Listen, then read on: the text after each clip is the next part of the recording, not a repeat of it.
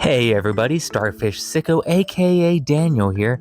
Now, if you've seen any of my other videos, then you know on top of being a massive Superman fan, I'm also a big fan of martial arts and Dragon Ball.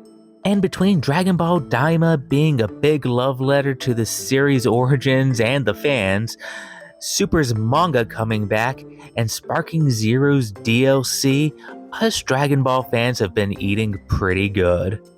Speaking of Super, the last major arc before the series hiatus gave us the Tournament of Power, where universes would face each other in a battle royale, with the winner getting a wish from the Super Dragon Balls and the losers being erased from existence. While I do have my criticisms of Super even with this arc, there is a lot of things to enjoy here. You have high stakes and a lot of variety in fighters, which lends itself well to hypotheticals like, could 10 characters from my favorite universe win the Tournament of Power? Of course, this isn't an original idea, and I am pretty late to the party, but I make these videos to have fun, not be topical. So let's get into it. Could the Justice League win the Tournament of Power? Short answer, I believe so. Slightly longer answer, it depends on a lot of factors, including what feats you want to accept for DC, which members of the league, and how you scale Dragon Ball. If you're looking for an analysis that includes a lot of Dragon Ball bashing, you won't find it here. Characters have threatened universes and infinite voids, fought seemingly omnipresent monsters, and resisted some pretty powerful hexes. While I do rank some in DC higher, it is not with a universal brushstroke. Some of the rules put onto the fighters are also handicaps on DC. In particular, the no flying and no weapon rules are rather crippling, as is the location. More on that soon. So how's this gonna work? Realistically, as in character, it just doesn't. DC would refuse and probably try to fight Zeno. If they could be erased, a topic for another day, they'd likely just come back at some point because that's just how their stories work. But I find that largely unfun. Hypotheticals are fun because they play with characters in unusual settings. I'd much rather examine how they would do in the absence of a choice and rank how I view them. Now let's talk about the team. The Justice League has a massive roster with a lot of god-tier characters. It would be easy enough to pack the team with the likes of Dr. Fate and Captain Atom and call it a day. Again, that seems massively boring to me, and really doesn't represent who I think the Justice League typically is. Oh man, I brought the 10 billion year old god who can rewrite history. I wonder who's gonna win. Nah, instead I'm going to select characters based off their iconography and familiarity. You know, the ones that keep showing up because they were in your favorite cartoon, and now end up in a number of the runs in the comics and the movies. I mixed them all together with the OG team along with a major reboot and its adaptation. Strangely, this really balanced things out. And each fighter is going to be given a rank from 1 to 10, 1 being they are actively detrimental to their team, and 10 being that they dang near solo the entire tournament themselves. So how about we jump right in and weigh the pros and the cons of our team? And where else could I possibly start than with my main boy, Superman? After all, he is one of the major flagship heroes of DC. And I like to keep things $150 on this channel. Fair or not, another topic for another day.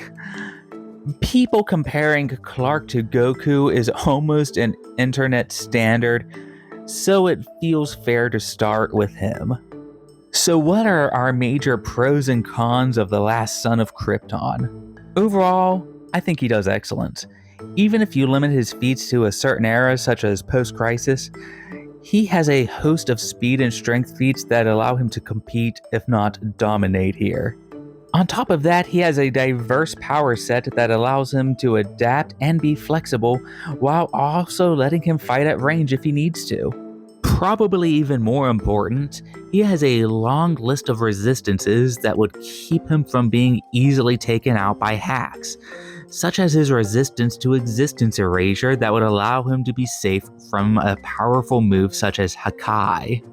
And he is no slouch in close quarters either, having experience in boxing, wrestling, pressure point combat, and Kryptonian martial arts to name a few. He also has had Wonder Woman as a sparring partner, which is a big plus. As far as I can tell, he only comes with two major drawbacks. First is the setting. With no yellow sun, his reserves will drain. How long that takes often depends on the writer, being anything from instant to weeks to months, but I am willing to concede it does put him on a timer. His second issue is his personality. Getting him into this setting and character is hard, but not impossible. But he very well could end up trying to protect not just his team, but the others, putting him in a war of attrition. Couple that with the no flying kneecap, and I can envision a scenario or two that drains his energy pretty quickly. Still one of the team's heavy hitters though, and I'm going to score him an 8 out of 10. The team's first pitfall is going to come pretty quick with Batman. This Justice League staple is an expert in every martial art known and unknown, a peak physical specimen, an expert in a variety of sciences, and the world's greatest detective. The issue is, I don't buy him even being able to see what's going on, outside of plot convenience.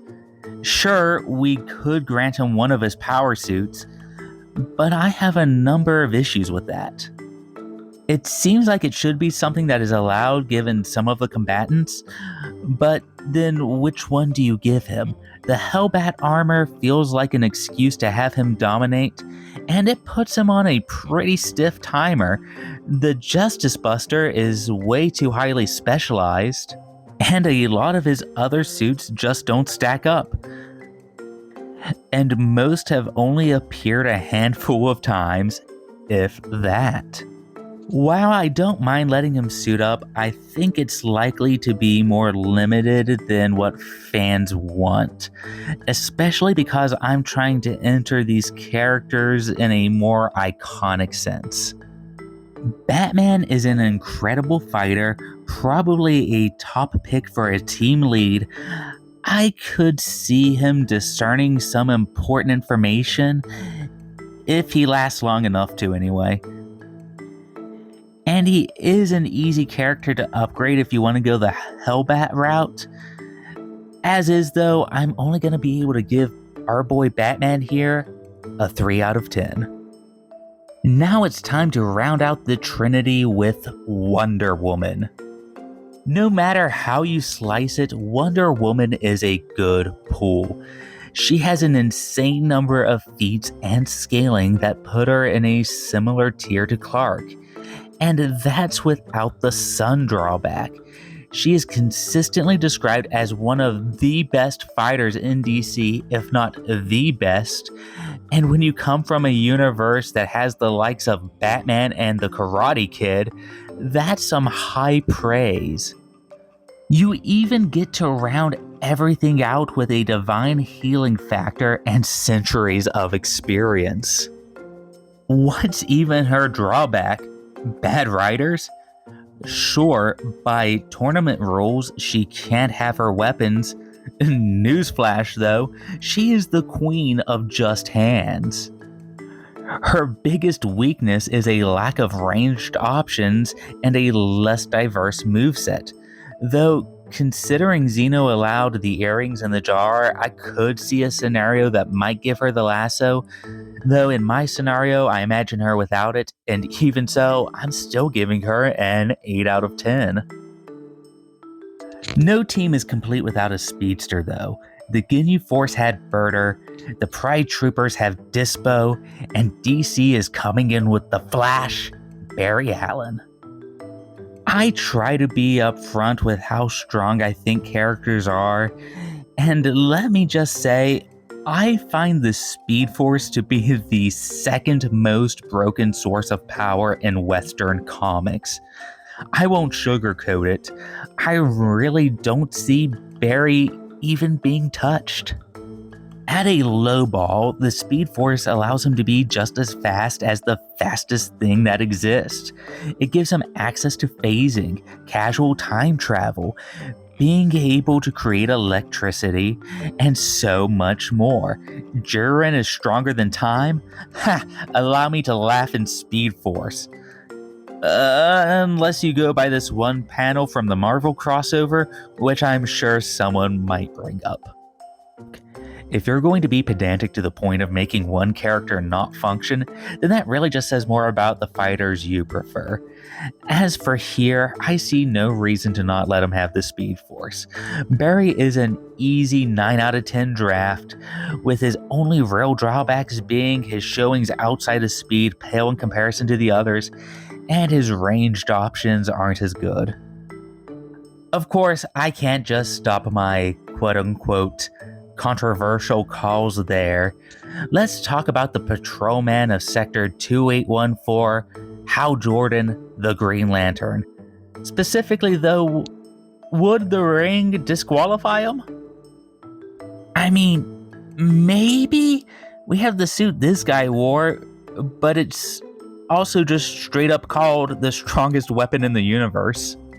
In my opinion, it's fine. The Tournament of Power has robots, suits, fusions, blasts capable of ripping apart universes. The whole no weapons equipment thing has a host of exceptions made. Hopefully this is the last time I have to bring it up.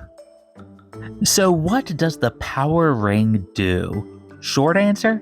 Yes. Slightly longer answer? Energy projection. BFR. Analyzes enemies and languages, creates constructs, force fields, and there is just way too much nonsense to list here. Hal himself is also military trained and known as the Man Without Fear, just in case you're wondering how he might approach this tournament. And when you scale to the likes of Kryptonians, what do you have to fear?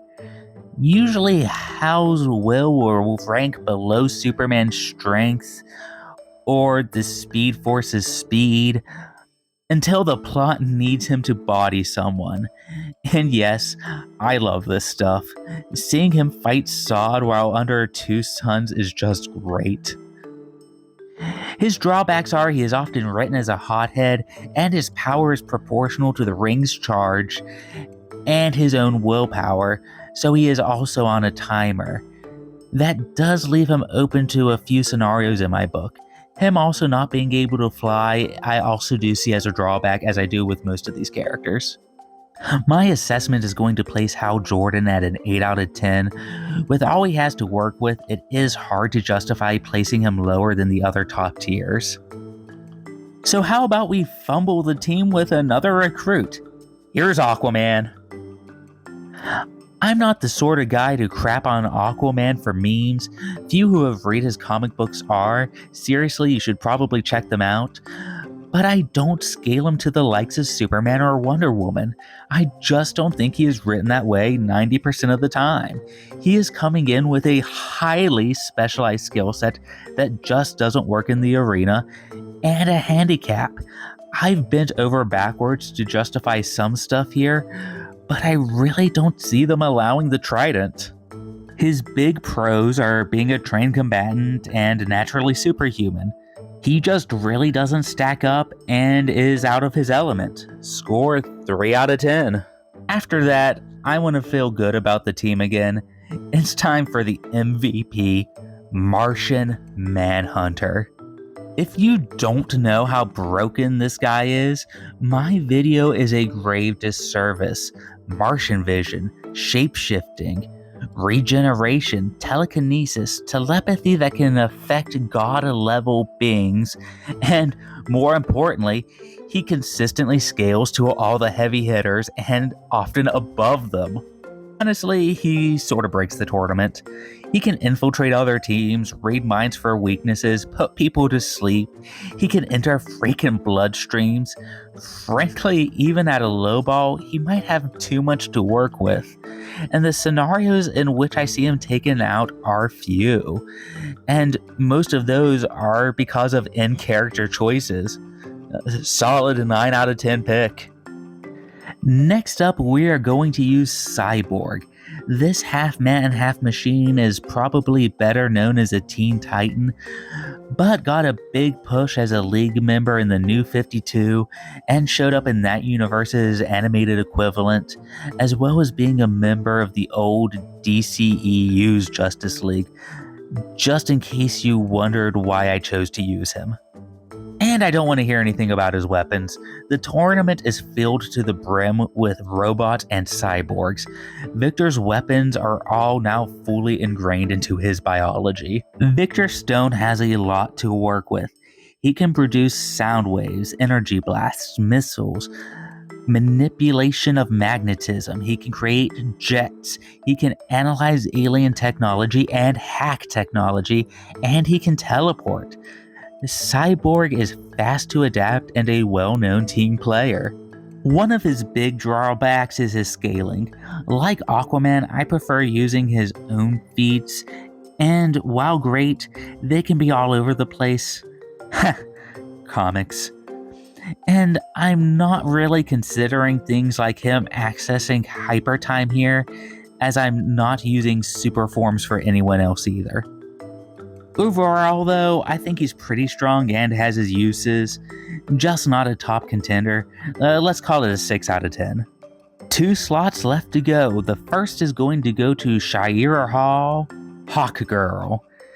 She is from one of the best pieces of DC media, made the cut for Injustice 1, got a big push in Scott Snyder's Justice League run, and will be part of the new James Gunn universe. I've been a big fan of her ever since the DCAU. Unfortunately, she is sort of another weak pick. She heavily relies on 2 things she can't use in this scenario: nth metal weapons and flight. Without that, you have someone with super strength that doesn't stack up to any of the top tiers. Heck, I think she is outclassed by Aquaman in every way that matters. Even with her equipment, her showings pale in comparison to the others. She is a competent fighter, yes, but that's just not enough here. Her main power is reincarnation, and that does nothing. Honestly, the 3 out of 10 I'm giving her feels sort of generous. But I want to end on a strong note, so let's talk about our last fighter, Billy Batson, otherwise known as Shazam!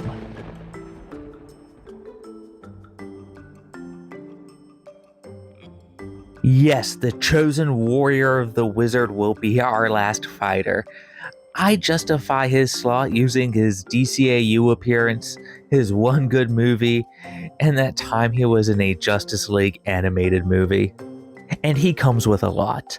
The wisdom of Solomon allows him to make good calls and have special insights. The strength of Hercules puts him in a strength class with Superman and Wonder Woman. The stamina of Atlas will give him infinite stamina. The power of Zeus lets him use lightning for range. The courage of Achilles will get him into the fray. The speed of Mercury was enough to put him on DC's speed chart, though notably behind Barry, Clark, and Diana. The biggest drawback for Billy Batson is wisdom is neither intelligence nor experience. He is a kid and often acts that way. His fighting prowess also comes up short compared to the others, and his range options are more limited than the likes of Superman or Green Lantern. And while he does scale similarly to the others, he is on a chart that puts him noticeably behind some of them, so I did keep that in mind. For those reasons, I found him a little hard to grade, but finally settled on a 7 out of 10 for competing with the heavy hitters, but lagging behind in some areas. That brings this version of the Justice League scored to 6.4 out of 10. So let's analyze that real quick. It's a middling score by my estimations. What really holds them back is the number of teammates that rely on specific environments, just don't scale to the competition, and the restrictions placed upon them, as well as some in-character choices I envision them making. There are more than a couple on Team DC that likely wouldn't even be able to react to most of the things that are going on around them, and even a couple heavy hitters are on sort of a timer. To top things off, a number of the team lacks the range you see in a universe like Dragon Ball, and that could really be used against them. Like most of the teams in Super itself, the Justice League would be carried by a combination of their heavy hitters and the familiar teamwork, though some of their personalities could put the team in danger of being overwhelmed. Even so, I still like their chances, especially if you can convince Supes to just wish people back instead of defaulting to protecting everyone. And a lot of it is going to come down to how big of a target this team puts on their back. But that's just my opinion, and there are easy upgrades for Team DC if you want to go that route. You can give Batman the Hellbat armor, recruit more top tiers, even supercharge Superman. But I'd like to hear what you guys think. Am I overestimating or underestimating the Justice League in this scenario? Comment below and tell me your thoughts. One of the reasons I love this setup is because of the diverse combatants. It lets us examine how universes stack up. And I might revisit the Tournament of Power with a different universe, maybe something like Final Fantasy if that continues to be my current hyper-focus. If you enjoyed your time here, feel free to like, share, and subscribe. I mostly do Superman videos, but I do enjoy tackling other topics from time to time. But anyway, that's been Starfish Sicko with truth, justice, and all of that nonsense. I'll catch you next time.